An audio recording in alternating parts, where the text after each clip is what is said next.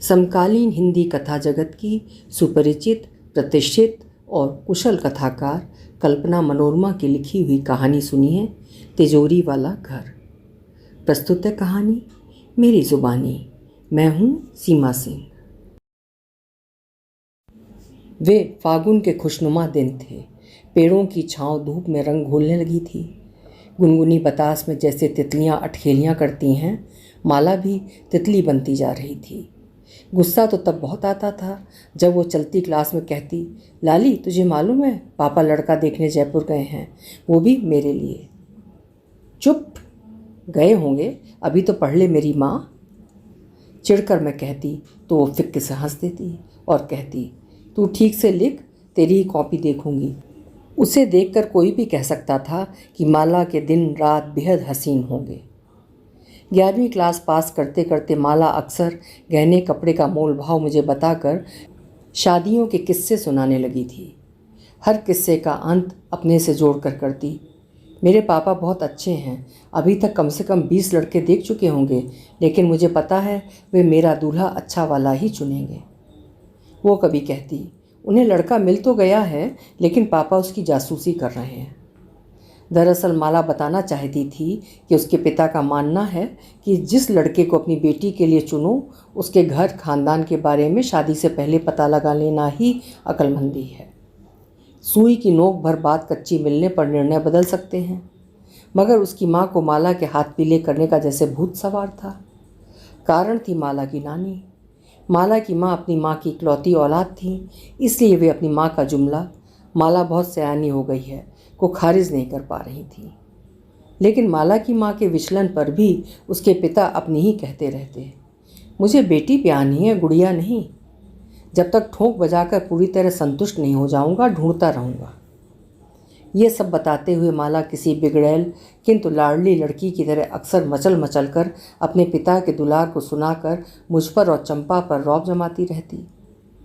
खैर, अभी माला का गौना और मेरी 12वीं क्लास पूरी हो पाई थी कि मेरे लिए भी लड़का देखने की बातें मेरे घर में चल पड़ी थीं। मुझे देखकर आजी उसासे भरते हुए अक्सर कहती, हे ईश्वर, दुश्मन को भी बिटिया न देना। उनके बेटे यानी कि अपने पिता का स्वाभिमान घटाने वाली मैं, उनको फूटी आँख न सुहाती। लेकिन माँ मेरा होना अपराध नहीं मानती थी, इसलिए मुझे कोई गम नहीं था। आखिर आजी ने दही मछली का उवाच पढ़कर एक दिन पिताजी को भेज ही दिया। वे तीसरी बार किसी के घर लड़का देखने के नाम पर गए थे। किसी को क्या पता था कि लड़का उन्हें सड़क पर पड़ा मिल जाएगा। दरअसल इस मामले में मेरी माँ माला की माँ से भाग्यवान निकली थी। आखिर साइंस साइड का विद्यार्थी, उनका पति कुछ तो वैज्ञानिक सोच रखता। मेरी माँ के पति ने अपने अन्य कार्यों की भांति बेटी ब्याहने में भी अपना शोधपूर्ण नज़रिया ही अपनाया था। किसी के बताए अनुसार जा कहीं रहे थे और हवा के झोंके की तरह किसी ने ऐसा रेशमी मोड़ दिया कि पहुँच कहीं और गए। पहुँचना एक बात थी, पिता पहली बार में रिश्ता पक्का कराए। उसके बाद उन्होंने मेरी कुंडली उस पंडित से मिलवाई जो पिता का अंधभक्त था। उसने 36 गुण मिलाकर ललिता हृदयेश की जोड़ी सामान्य वर वधू की श्रेणी से हटाकर राम सिया की जोड़ी बना दी। एक ये बात तय की गई शादी को अटल दृढ़ता दे रही थी। दूसरे, उनके समाजशास्त्री नेता टाइप एक मित्र ने लड़के को बाजार में स्कूटर से निकलते देखकर पिता की पीठ थपथपाते हुए शाबाशी दे डाली थी कि उन्होंने लड़का गुलाब का फूल ढूंढा है। मैंने अपने पिता को सदैव ही विशेष आदर्शपूर्ण बातें और बेजोड़ मेहनत करते ही देखा था, सो माँ का पता नहीं, मुझे उनके चुनाव पर पूरी तसल्ली हो गई थी। मुझे आज भी याद है कि जब पिता मेरा ब्याह पक्का कर मानसिक रूप से हल्के होकर घर लौटे थे, तो आजी ने जैसे ही खुशखबरी सुनी थी, दौड़कर चुटकी भर राई नोन पिता के सिर से उतार कर आग में झोंक आई थी। पिता भी उस दिन बेहद खुश थे। माँ ने इशारा किया तो कटोरी में लड्डू और गिलास में पानी देकर मैंने भी खंबे की ओट ले ली। पिता ने बैग आजी को पकड़ाया और कुर्ता उतारकर आंगन में लगे हैंडपंप के डंडे पर टांग दिया। माँ झपट कर उठी, उन्होंने कुर्ता अपने कंधे पर रख लिया और पीतल की बाल्टी में पानी खींचकर पिता की ओर बढ़ा दिया। हाथ मुँह धोकर वे चौकी पर बैठ गए। थकान के बावजूद बहुत देर तक वे अपनी अक्लमंदी की बातें करते रहे थे, जिसे सुनकर आजी निहाल होती जा रही थी। लेकिन माँ शांत भाव से सुनती जा रही थी। जब बहुत देर तक माँ कुछ नहीं बोली तो पिता उनकी तरफ मुखातिब होते हुए बोले, सुमन, तुम कुछ नहीं कहोगी? देखा अम्मा, ये तुम्हारी बहू नाहक परेशान हो रही थी। हम कहते थे ना, जिस दिन ललिता के लिए लड़का देखने की नौबत आएगी, चुटकी बजाने की देर रहेगी। वही हुआ। लड़का देखने के नाम पर दीनानाथ श्रीवास्तव जी का ये तीसरा ही तो घर है और उनसे मुलाकात पहली। बड़े सीधे साधे आदमी मिले हैं। हमने उनसे लेन देन के बाबत पूछा तो कहने लगे कि हम कुछ नहीं जानते। हमारी माताजी अगर आपसे हाँ कर देंगी तो हमारी ओर से ओके समझना पटेल साहब। हैं? तो क्या मान गई उनकी? माँ उस दिन थोड़ा सा होठों में मुस्कुराई थी। मानना ही था। जहाँ हमने उनके पाँव पर अपना सिर टिकाया वहीं हंसकर वे कहने लगी, अरे अरे अरे, उठो उठो पटेल, अब तुम भी दीनानाथ से कम थोड़ी रहे हमारे लिए। बस जाओ, आराम से अपने घर, हो गई शादी पक्की, खुशी रही। माँ की अचंभित आंखें घबराकर थोड़ी और बड़ी होकर फैल गईं। पिता उनकी ओर से अपनी तारीफ सुनने को लालायित थे, सो लड्डू खाते हुए उन्हीं को निहार रहे थे। आजी मसनद की टेक लेकर वहीं चौकी पर लुढ़क कर, ऊसर गुड़ाए बाबुल ककरी बुआई, ना जाने करोई की मीठी, लाडली गीत गुनगुनाने लगी। लेकिन माँ जब बोली तो जैसा चंपा बताया करती थी, बिल्कुल उसकी माँ की तरह प्रश्न पर प्रश्न करने लगी। पिता ने भवें चढ़ाते हुए उनके सभी प्रश्नों के उत्तर, लड़का लेखपाल की नौकरी करता है, एक वाक्य में समेट दिए। माँ फिर भी संतुष्ट नहीं हुई थी, सो प्रश्नों की सूची लेकर उनके पीछे ही पड़ गईं। लड़के में कोई ऐब तो नहीं है? उसके पिता का स्वभाव कैसा है? उसके घर की औरतें कैसी दिख रही थीं? उनके चेहरों पर रूहत थी? औरतों ने साड़ी ऊंची ऊंची तो नहीं पहन रखी थी? आदमी लोग कपड़े कैसे पहने थे? कमीजों के बटनें आधी टूट कर लटक तो नहीं रही थी? लड़के के भाई बहनों ने आपसे नमस्ते की थी? उनके चाय पानी के बर्तन कैसे थे? कप की तली में चाय पत्ती जमी तो नहीं मिली? कपों की कोरे चटकी तो नहीं थी?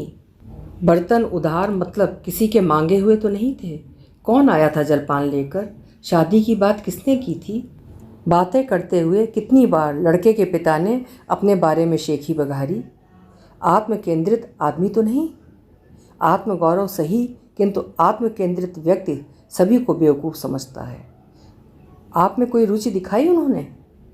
घर का रंग कैसा था? उनका दीवान खाना कैसा लगा? पलंग पर चादर साफ बिछी थी? चादर पर सलवटें तो नहीं दिख रही थीं? हाथ पंखों की झालरें उधड़ी तो नहीं थीं? उनके घर में बिजली के बल्ब लटके हुए दिखे? हीटर तो नहीं चलाते हैं वे लोग? याद है ना आपको, मालती की बिटिया हीटर से चिपक कर? अरे कुछ तो बोलो, उन्हें लड़की कैसी चाहिए? क्या ललिता उनके घर लायक है भी? अपनी ललिता लायक वो है भी? लगातार माँ के प्रश्नों को सुनते हुए मुझे कुछ समझ नहीं आ रहा था, सो मेरा दिमाग चकराने लगा। मैंने देखा पिता का चेहरा भी थोड़ा थोड़ा तमतमा उठा था। आजी खरी खोटी माँ को सुनाकर उठ गई थीं।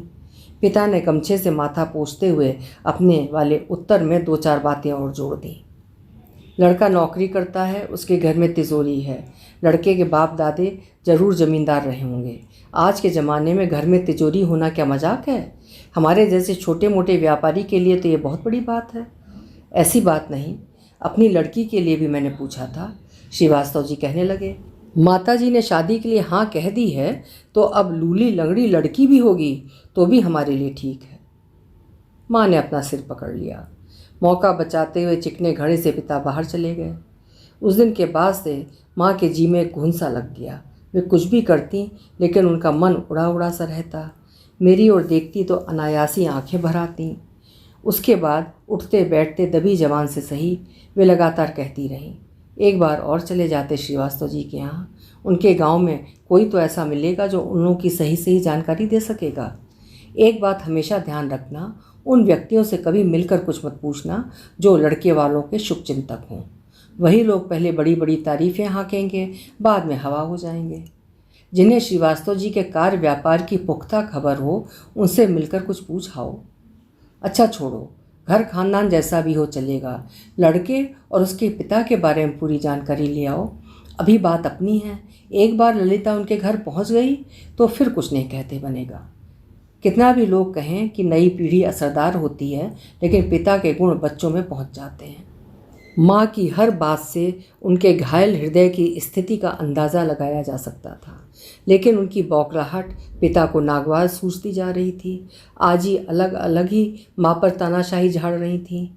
जिस घर में साथ में खाना खाने का नियम सा था, उस घटना के बाद से सभी अलग समय पर खाना खाने लगे थे, ताकि कोई किसी से कुछ कह सुन न सके। भयंकर तनावपूर्ण माहौल में एक दिन पिता माँ से बोले, कल किशनपुरा जा रहा हूँ, साथ में मसौंदपुर वाले ज्योतिषाचार्य भी जाएंगे। सुबह 2-4 घी की पूड़ी सेक देना। माँ सिलौटी पर चटनी पीस रही थी, सो हाथ रोक कर पिता की ओर ताकने लगी। फिर वही अपनी बात, घरवर की खोज में ज्योतिषाचार्य का क्या काम? लड़की के पिता का जागरूक होना जरूरी है। आप ठीक से तहकीकात करके आना, पूछने बताने में झिझकना मत। माँ और भी कुछ कहना चाहती थी, लेकिन पिता की हमेशा से हिदायत रहती आई थी कि जब वे बाहर जाने की योजना बनाएं तो कोई भी उनका मंतव्य न पूछे। उनकी आग्नेय आंखें देखकर चुप साधने में ही माँ ने भलाई समझी। तुम्हारी वजह से अपना सारा काम छोड़कर लड़के की जासूसी करने गया था। कोई सुने तो क्या कहेगा? लेकिन चलो ये भी सही, हमें कुछ समय पहले पता चला था कि श्रीवास्तव जी का लड़का छुट्टी आया है। सो किशनपुरा के पास वाले कस्बे में पंडित जी के साथ पान की टपरी में बैठा रहा। वो टपरी लड़के के किसी स्कूल मित्र की थी। जैसा कि लोगों ने बताया था कि लड़का वहाँ आता जाता रहता है। थोड़ी देर इंतज़ार करने के बाद सच में वो साइकिल से आ पहुँचा। उधर उसने गणेश छाप तंबाकू की पुड़िया मांगी, इधर मैंने पंडित जी को इशारा कर दिया। मंतव्य भांपते हुए पंडित जी ने लड़के के माथे की लकीरें पढ़कर गणित लगाया और मेरी ओर मुस्कुराते हुए बोले, पटेल साहब, लड़का हीरा ढूंढा है। अब हो गई शांति? दिमाग खराब करके धर दिया था इस औरत ने। पता नहीं खुद को क्या समझती है। औरतों की यदि नाक ना होती तो? काहे अम्मा, हमने सही कहा ना? मेरी माँ से तकरार और अपनी माँ से इसरार करते हुए पिता उठ खड़े हुए थे, लेकिन लड़के की तंबाकू वाली बात पर माँ अटक गई। लड़का तंबाकू ही खरीदने क्यों आया था? और फिर खरीदने आया था तो खाता भी जरूर होगा। सुनो जी, तंबाकू तो दूर, तुम तो इलायची भी नहीं खाते हो। यदि लड़के में नशे की लत निकली तो ललिता कैसे निभाएगी? और अपने समाज में दोष लड़की को ही दिया जाएगा। अब छाया में उगने वाले पौधे को उखाड़कर धूप में यदि रोप दिया जाए तो क्या वो फूल फल दे सकेगा? कच्चा कपड़ा भी तो अपना रंग उतारने में वक्त लेता है। ललिता तो लड़की है और इतनी बड़ी भी नहीं, कहीं और देख लेंगे। पिता ने माँ की किसी बात का प्रति उत्तर देना जरूरी नहीं समझा और मेरी शादी दीनानाथ श्रीवास्तव के लड़के हृदय से होने की तिथि नज़दीक आ गई। इलायची भी न खाने वाले पिता ने शराब सिगरेट का स्वाद चखते हुए शादी का जश्न शान से मनाया। वर पक्ष से आए चढ़ावे में क्या आया क्या नहीं आया, रिश्तेदारों ने माँ को घेरना शुरू कर दिया था। जो रिश्तेदार पिता की खुशी देखकर अंदर ही अंदर जले भुने जा रहे थे, वे माँ की खराब स्थिति जानकर मुस्की छोड़ते हुए उन्हें कुरेदने लगे। सुमन, तुमने तो सच में कुछ भी नहीं देखा। भूखे नंगों के घर बेटी ब्याह दी। दूर के मामा ने माँ के आगे अपनी भड़ास उलट दी। आंचल से मुंह दबाते रोते बिलखते अकेले में मौका पाते ही माँ ने पिता से कहा, लड़की कैसी सूनी सूनी मंडप के नीचे बैठी है। न कान में बाली है, न गले में मंगलसूत्र, और ना ही तुमने कुछ उसके लिए। मांग टीका और एक एक कंगन लाए हैं श्रीवास्तव जी। ऊपर से कंगनों की नाप भी छोटी है। मैं लाली के कान में उसके बचपन की बालियाँ डालने जा रही हूँ। पिता झल्लाते हुए बोले, जिसकी बहू है अब वे जाने, मेरा काम आज से ख़त्म हुआ। तुम तो बस विदाई की तैयारी करो सुमन। हल्का फुल्का नाश्ता खिला पिलाकर सबको रफा दफा करेंगे। और लाली का क्या? जिस उम्र में आपने उसे ब्याह दिया है, इस उम्र में लड़कियों को शादी का मतलब सिर्फ गहने कपड़े ही समझ में आता है, और उसके पास तो वो भी नहीं। माँ सुबक पड़ी। तुमसे जितना कहा जा रहा है उतना ही सुनो, ज़्यादा दिमाग लगाने की ज़रूरत नहीं। आंगन में पड़े पीतल के पतीले को पिता ने पाँव से ऐसा उछाला कि वो मंडप पार करते हुए मामी के सिर पर जाकर गिरा। घर में लेने के देने पड़ गए। पिता के क्रोध ने उन्हें भी सब कुछ जानने का अवसर दे दिया, जिनसे कुछ बातें छिपी थीं। माँ अपने दुख को कड़वी दवाई की तरह निगलते हुए मेरी विदाई की तैयारी में लग गईं। मामियों और भाभियों ने पीले चावलों का कोंच डालकर मुझे उस रास्ते पर रवाना कर दिया था जो उस देहरी की ओर अब कभी लौटने वाला नहीं था। माँ मेरे और अपने भाग्य पर देर तक निश्चित ही बिसूरती रही होंगी, लेकिन मेरे जीवन ने तो गहरे मौन के साथ चुपचाप यू टर्न ले लिया था। नाव तालाब पर बांधी गई थी या नदी पर, ठाव जानने की बारी अब मेरी थी। अजनबियों के बीच मन में गहरे सन्नाटे समेटे मैं अपने में खोई खोई बत्तख सी सिमटी एक दालान में बैठी थी। मेरे कानों में दूर से हल्की आवाज़ें पड़ रही थीं। उन्हीं में से कोई नई दुल्हन के लिए कमरा कौन सा ठीक रहेगा कह रहा था, जिस पर बहुत देर तक विचार विमर्श चलने के बाद किसी ने कहा था तिजोरी वाला कमरा ठीक रहेगा। तिजोरी शब्द ने मेरे मन में कौंध पैदा की थी। दूसरे दिन रात को बड़े से अहाते को लांघते हुए मुझे उसी कमरे में पहुंचाया गया था। चारों ओर कपड़ों से लदी खूंटियाँ हाँफ रही थीं। एक पीले बल्ब ने कमरे में मेरा स्वागत किया। जहाँ मुझे बैठाया गया था वह दीवारों की दरारों में बीड़ी सिगरेट के अजले टुंडे और टूटे बालों के गुच्छे अटके दिख रहे थे। नमी की बदबू मेरी नाक में सनसनाहट पैदा कर रही थी। मैंने अपनी मेहंदी वाली हथेली जब नाक पर रखी तो राहत मिली। सब ओर घूमते हुए जब तिजोरी पर मेरी नज़र पड़ी तो माँ के सारे प्रश्न जो उन्होंने पिता से पूछे थे जहन में उछल कूद मचाने लगे। ढलती रात के साथ मैं अकेली निरापद एकाकीपन में भीगती रही। फिर अचानक मेरी गहरी ऊँग में लगा किसी ने मुझे पाँव से ढीला था। आँख खुली तो देखा माँ का पहला प्रश्न, लड़के में कोई ऐब तो नहीं, का उत्तर अपनी भयंकरता के साथ प्रस्तुत हुआ था। मेरी रूह की रूह भी काँप उठी। जिस दीवार से पीठ सहारा लिए थी अगर न होती तो कभी न लौटने के लिए शायद भाग गई होती। खैर, पहली रात की सिसक में मेरा बचपन वाला संपूर्ण आह्लादित जीवन बिना बोले आकंठ खेद के साथ डूब गया और नाव को ज्ञात हो गया था कि उसे तालाब के किनारे पर बांधा गया था जो कीचड़ से लबालब भरा था। प्रिय माँ, स्नेह, अत्र कुशलम तत्रास्तु। माँ, अपने यहाँ लड़कियाँ माता पिता के पाँव क्यों नहीं छूती हैं? देखो तो नियम बनाने वालों ने माता पिता के आशीर्वाद पर भी लड़कियों का हक नहीं रहने दिया। खैर, मेरे ना आने का पत्र तुम्हें मिल चुका होगा। ससुर जी की माताजी बता रही थीं कि उन्होंने मेरी विदाई देर से होने की खबर तुम्हें भेज दी है। माँ, वैसे तो मेरी बहू रसोई दूसरी बार आने पर छुआई जाती, लेकिन विदाई का शुभ मुहूर्त निकल ही नहीं रहा है, इसलिए लगभग 1 महीना बीतने के बाद ही मैं तुम्हारे पास आ सकूँगी। कुछ खरमास का चक्कर भी बताया जा रहा है। मुझे तो ये डर लग रहा है कि अगले से अगला महीना यदि मैंने यहाँ बिताया तो मेरा जिंदा मुंह तुम देख भी पाओगी या नहीं। अरे, मैंने तो मजाक में ये बात कही है, लेकिन ये बात मैं अच्छी तरह जानती हूँ। जितनी मुझे तुम्हारी याद आ रही है तुम्हें भी आती होगी, इसलिए अपनी ओर से पत्र छिपाकर लिख रही हूँ। माँ, वैसे तो सारी बातें आपको घर आकर ही बताती, लेकिन जिन बातों को मैं किसी भी तरह हजम नहीं कर पा रही हूँ लिखने जा रही हूँ। लेकिन पहले वादा करो कि तुम रोओगी नहीं। पिता ने सच में मेरे लिए बहुत अच्छा घरवर ढूंढा है। वो अलग बात है कि मुझे अच्छा देखने का शायद सहूर नहीं है। हाँ, पिता और आजी को बता देना कि वर में नौकरी छोड़कर सारे गुण मौजूद हैं। जिन लोगों के बीच रहती हूँ उनके बोलने चालने का अंदाज़ भी बड़ा निराला है। मुझे कुछ भी समझ में नहीं आता और कुछ भी अच्छा नहीं लगता, लेकिन रसोई पूजा के बाद गृह कार्यों की पूरी जिम्मेदारी मेरी हो गई है। सारा काम खत्म करते करते 3 बज जाते हैं। मुझे नहीं मालूम, लेकिन क्या पिता ने शादी में लेन देन में कुछ हेरा फेरी की है? यहाँ के लोग घुमा फिरा कर बहुत कुछ बुरा भला उन्हें सुनाते रहते हैं। पिता के लिए कुछ भी गलत सुनना मुझे असहनीय पीड़ा से भर जाता है। अपना आंगन, अमरूद की छाँव और आसमान पर उड़ते पंछी बहुत याद आते हैं। दिन कैसे कट जाता है नहीं पता, लेकिन हर रात मुझे बहुत रुलाती है। इस घर के लोग शाम को जानबूझकर बेसिर पैर की बेतुकी चर्चाएं छेड़कर बैठ जाते हैं और घंटों बेबात की बात पर बहसा बहसी करते रहते हैं। छोटे बड़े का किसी को लिहाज नहीं। सबसे ज़्यादा खतरनाक ये देखना होता है कि चलते फिरते ससुर जी सासू माँ को लात मार कर गिरा देते हैं। जब वे कराह कर उठने की कोशिश करती हैं तो उनके अपने बच्चे भी पिता के साथ ठट्ठा मार के हंस पड़ते हैं। उससे भी ज़्यादा बुरा तब लगता है जब ससुर जी की करतूत पर उनकी माता जी सासू माँ को ही उनके शरीर में जान नहीं है क्या कहकर डांटने लगती हैं।